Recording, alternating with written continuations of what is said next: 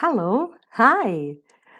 So, yeah, it's kind of a shocking quote, but it's an interesting exploration we can do inside this quote.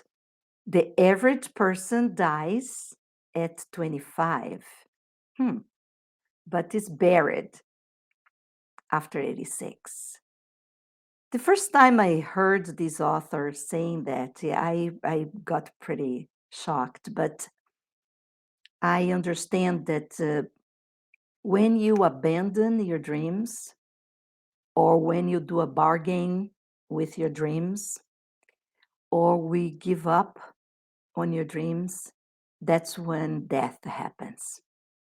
And death, because there is no motivation, the real inside motivation of your soul, it's not alive anymore. We come to earth to do something special, special inside of what we are, our talent is about, the way we are equipped, the skills we have. We come to Earth. This is not a tourism travel. It's a pretty long trip. And we don't come here to suffer first. We don't come here just to be hanging around.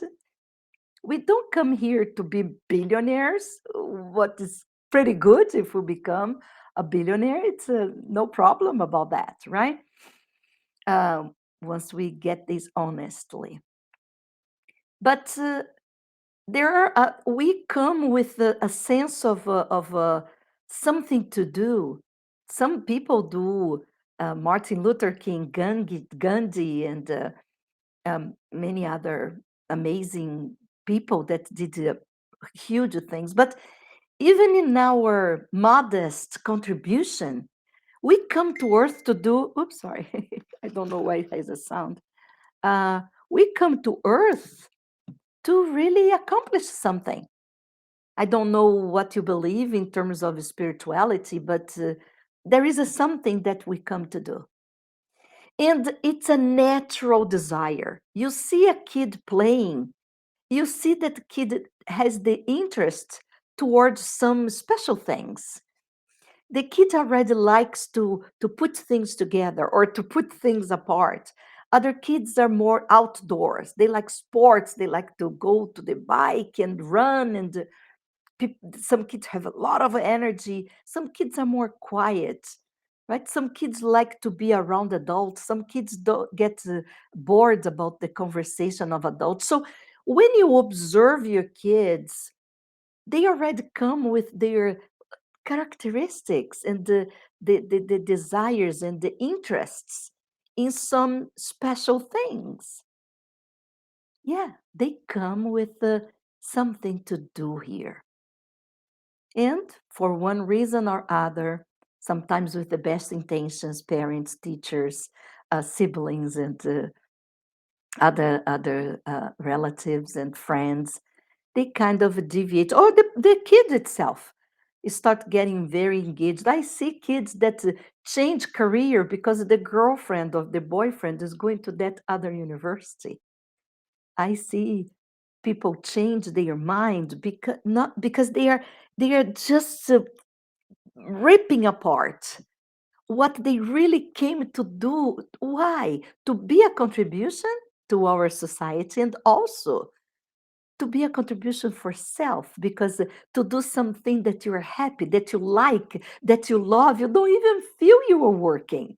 It's so much fun. It's just, I heard from a teacher once that if you do something that you would do without getting any money, you're so passionate about, you want to do, you love to do that so much that you would do without making any money, that's what you should do as profession. And I think it's very interesting because that's the way I feel when I work. So, and the many people we meet, right? That you see that that person was born to do what they are doing. And see the expression, you were born to do that. This is so soothes so well with you. Because yeah, we came to earth to do that thing. But then sometimes I have teenagers that I met and young adults that, oh no, you see the talent is there. They do so well something. Yeah, I have in my family a young boy that the talent since he was very young was with art and the designer and but the passion of money. I want to be. What do you want to be when you grow up? When you grow up, I want to be millionaire. So deviating the the real essence, that's no problem to be a billionaire or millionaire, but doing something that you really feel that is fulfilling your life, that you're really doing something that you wake up and, yay, I will do that today. Would be so amazing, right? If all doctors we meet thought this way, the engineers, the lawyers. I recently went for a training in Arizona and I met people from all, it was like 250 people. And we had the opportunity to meet and interact with many. And this lawyer impressed me a lot because he was in New York in an office that he said that he was making, he was on the top of his career and he's young. And he was really making a lot of money. But one day, one Friday night, he had already worked 90 hours that week.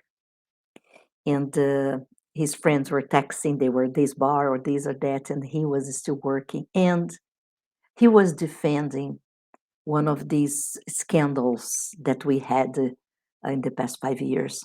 And he was in the group of the lawyers defending the villain. He was doing his job and it was late and he looked at his life and he said, what am I doing? When I was 23, 25, I had a dream. I had a dream to be to advocate, to be a lawyer for do good things for people. And I'm using my knowledge and I'm using the law and all the gaps of the law to favor this this bad guy. What am I doing? So he had that moment, and we all have moments like this. Could be an idea, and sometimes it's pain, sometimes it's a disease, sometimes it's an accident that shakes us from the basis to wake up. It's like a slap on our face, a punch in our stomach to wake us up and to what are you doing with your life? And I ask myself, what am I doing? I did this so many times in my life. What am I doing? So the average person dies at 25, but is buried after 86. It's just an invitation to think about your life. Doesn't matter the age. Are you going after your dreams? Do you have anything that you left behind that once in a while you're like, but now, uh, maybe you should consider to go after that thing that gives you passion, that brings you joy, that makes you so excited to do. Maybe doesn't matter your age or your circumstance. Maybe your happiness, your fulfillment, and your contentment is there in doing that thing. And believe me, when you live a life without passion, without that excitement, there are more tendencies to be sick. And actually, this is what brought me to do everything I do today. working with women in pain, but mostly helping them to see if that pain, yeah, I know it's physical, they are not lying. I don't think they are lying. There is a physical pain, but it's an expression of unfulfillment, sometimes disappointment, unforgiveness, anger, sadness, that the body is just expressing through the physicality something that's emotional and mental and spiritual, because something is dead inside. Something died inside one day.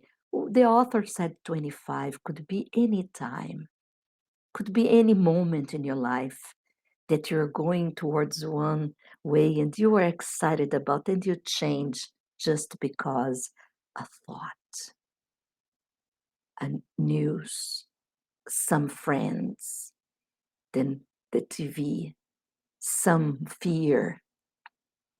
Fear comes when we are marching forward in life. Fear is present. I'm in this moment, this very moment, I am very fearful to the next steps I'm doing on my career. I'm very fearful. I am scared to hell. But I'm doing. I'm not model. I'm just saying. I'm not saying that I'm a model of anybody. Nobody needs to follow me. But I'm just y- uh, sharing with you one vulnerability that, yeah. But there are people that say that when we are not scared enough, the goal is not big enough. When you are not scared to hell like I am, um, it's not worth it to go if you're not scared enough, because you're getting off your comfort zone and you're doing something that will be bigger than you. So, how are you living your life? Are you living, you're playing small in life or you're playing full out? Are you watching your life like you are watching a game from a seat and the game of life is happening there? Everything is happening and you're just an observer, you're a spectator of your own life, and you're sitting and letting the years and months just passing by? Or you just put the proper uniform and go there and go down there in the field, in the court, and you're playing the game of life, playing full out. Because wouldn't it be amazing when you get your 90, if God allows us to get there, and we are in our rocking chair, looking back in life and thinking about what you did, what you didn't do, and you're just thinking like you have nothing to regret you didn't do. Wouldn't it be interesting and cool if we get there and we're old and we look back our life? It's like, I had a good life. I lived a good life. I didn't abandon my dreams. I didn't leave anything undone. I really did everything I wanted. I didn't stop living at 25, 35, 45, or 55, or 65, or 75. I didn't stop living. I'm still living. I'm 90 something in your rocking chair, and I'm still living. I am alive. I have this energy inside. Yeah, I still have my little things that I want to accomplish or help somebody to accomplish. I can be useful. I can be useful. I can help others. I can help myself. I can finally do things for my own happiness, joy, fun, contentment, and fulfillment. So,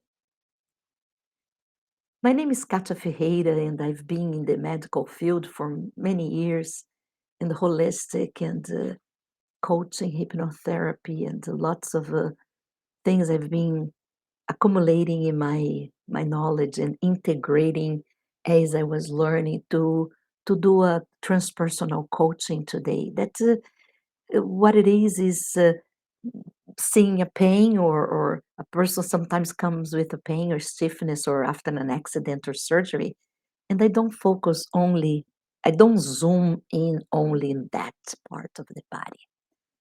I zoom out and I see the person as whole, the mental, the emotional, the spiritual, the physical part, and then understand the person as a human being, and in the interaction with their own reality and the world, and then help them to be happier. Pain free, of course. I hate pain. So I don't like to see anybody in pain. So, and help them to be free, to be free, not only free of that pain, but free of the concepts they have about being in pain or deserving the pain, or being used to the pain, and believing that has to be living in pain for the rest of their life just because they are older or because they had an injury. No, no, have hope, hope for a better day, a better life, a better everything. That there is better every step of the time, the way there is better everything right in front of us. And that's what I believe in. That's what I teach my clients, and I guide them and I lead them and I coach them to look for that moment, that sweet spot of happiness, joy, fun, and contentment and freedom. Freedom from yourself, mainly freedom from your mindset, freedom of the comfort zone, freedom of the thoughts that maybe have been torturing you from the day you were born until today, or from a part, a section of your life, and you still having the conflicts and the effects of that pain of hurting, and you can be free. So that's my passion, and that's what I do. Use all the knowledge and the tools and all the resources I have, physical, emotional, and all that, to give the result, the final result, to get rid of the pain, if the case, or to learn them how to not hurt themselves anymore. And if the person comes to me for a coach perspective, there is always something physical that the emotions and the mind just throw as a trash can, and I need to show the person what's going on, right? Teach them to identify where those emotions are stored in their body and hurting somehow. So yeah, my name is Katia Ferreira. I live here in California for 22 years now, and I love you. I don't know you, but I love you.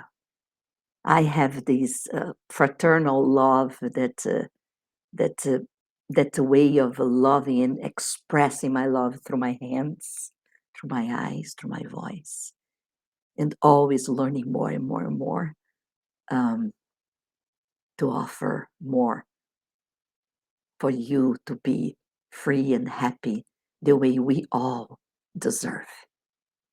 I wish you an amazing, amazing evening. And we are here every day, every weekday at 6 o'clock in California. Now we changed the time. It's 11 p.m. in Brazil, but it's 6 p.m. here in California. And I appreciate if you like this live that you like. If you think that it can be useful for somebody, you share. It's just a little clicks. And if you wanna exchange energy and giving me the support that we all need, make your comment. I'll be glad to read and to answer your comments. That's what I have to say for now, and wish you a good night. Bye bye.